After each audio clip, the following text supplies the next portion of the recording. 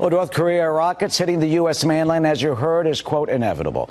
So claimed Kim Jong-un's foreign minister at the United Nations earlier today. As those war words have escalated, Ri Yong-ho taking the podium to answer President Trump. You know, he didn't bang his shoe like Khrushchev or have his gun in his holster like Yasser Arafat did at the podium. But he harshly attacked our commander-in-chief and our country for the president having used the General Assembly podium to call Kim Rocket Man and threaten to destroy North Korea if it attacks the U.S. or our allies.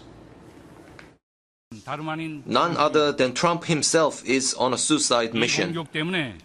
In case innocent lives of the U.S. are harmed because of this suicide attack, Trump will be held totally responsible. So what can we take from Ri's response? Jonathan Wachtel is with us, former spokesperson for Ambassador Nikki Haley, former director of communications there at the U.S. mission to the UN, also the former Fox News United Nations bureau chief and producer. Jonathan, the foreign minister wouldn't even call President Trump by his name, even said someone called the president.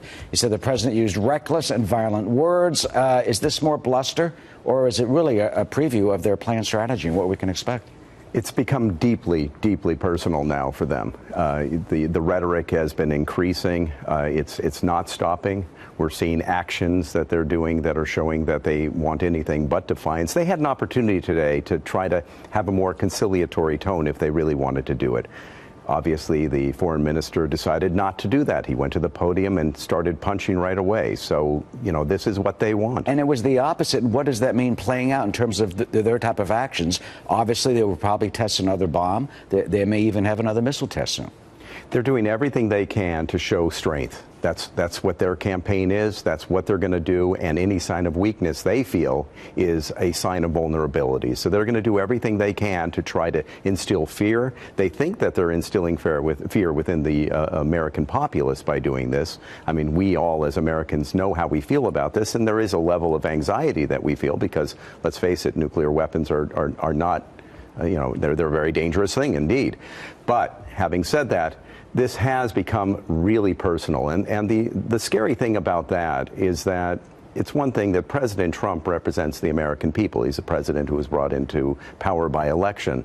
Kim Jong-un is a man who inherited power from his dictator father, and before that, the dictator before that. This is the King dynasty.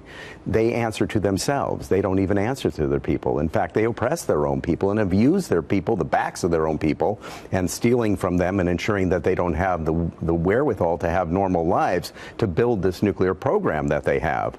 So this deeply personal stuff is a little terrifying in that you could see some sort of miscalculation, which we obviously need to avoid at all costs. And they see the attacks against Kim as an attack against the state because they equalize Kim with the state. Here's what else the foreign minister said. Let's get a taste.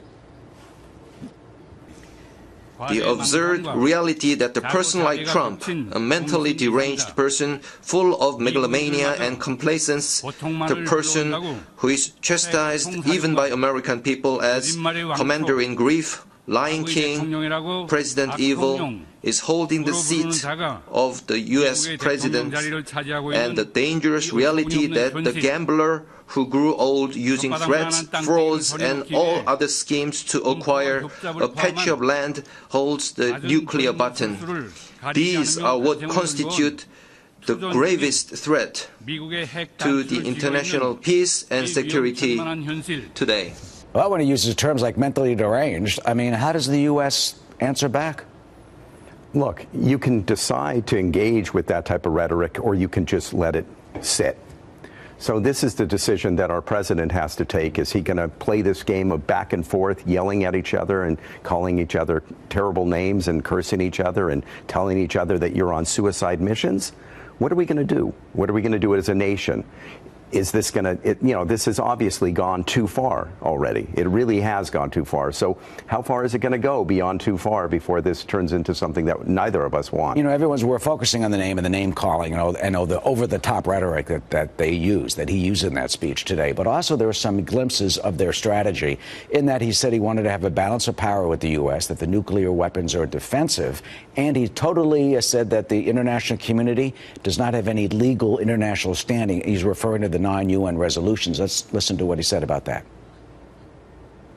in the United Nations, unjustifiable resolutions which illegalize justice as injustice are randomly adopted due to the high-handedness of the U.S.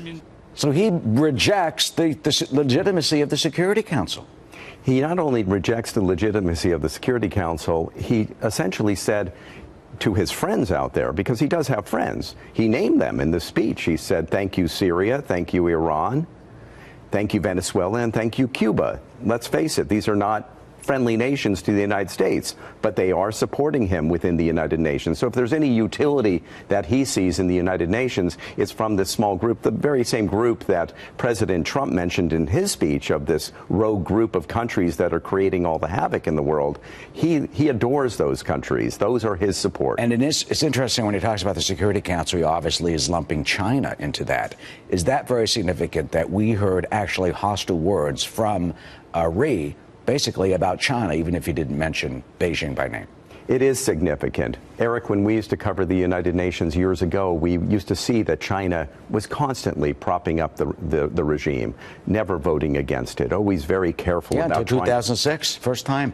Absolutely. So we're in new territory, and obviously that has irked Kim Jong-un to a level that wasn't there before. So he's obviously quite angered by what Beijing is doing, and it is isolating to have this happen.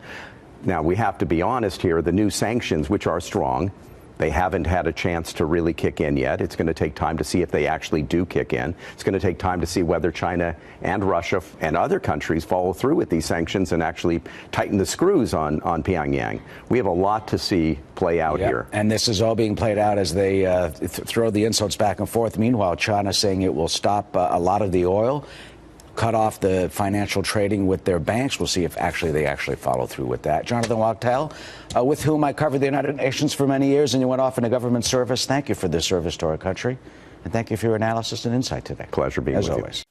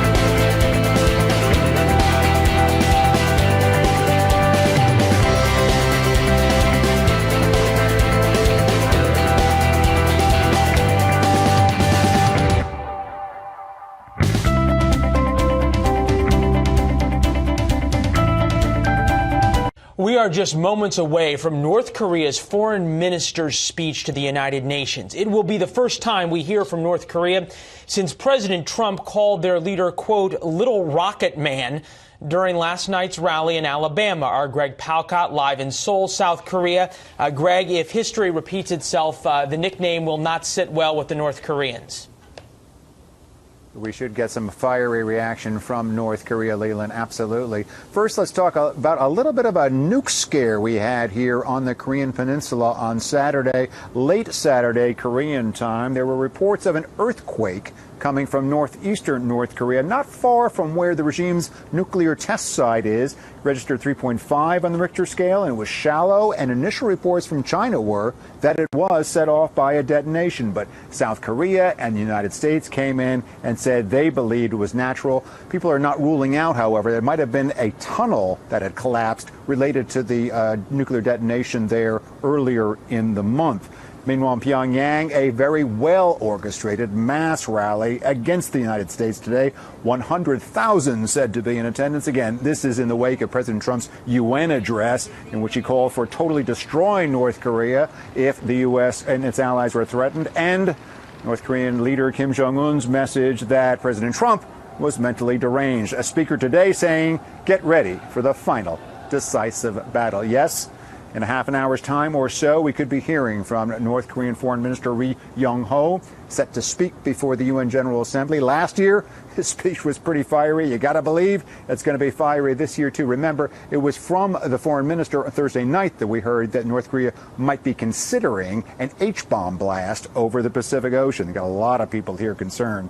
Finally, this amid new reports Saturday from China that they actually could be coming to line in the wake of the new UN sanctions, saying that they would be limiting the oil supply into North Korea and the textile exports coming out of North Korea, and already had been signed, Leland, that China was trying to crack down on its banks, again, to try to limit the cash flow that is funding the weapons programs. That's been a big deal from President Trump and the Treasury Department in the last couple of days, too. Back to you. Yeah, certainly the North Koreans feeling under pressure from all areas. Greg Palcott live there in Seoul. Greg, thank you.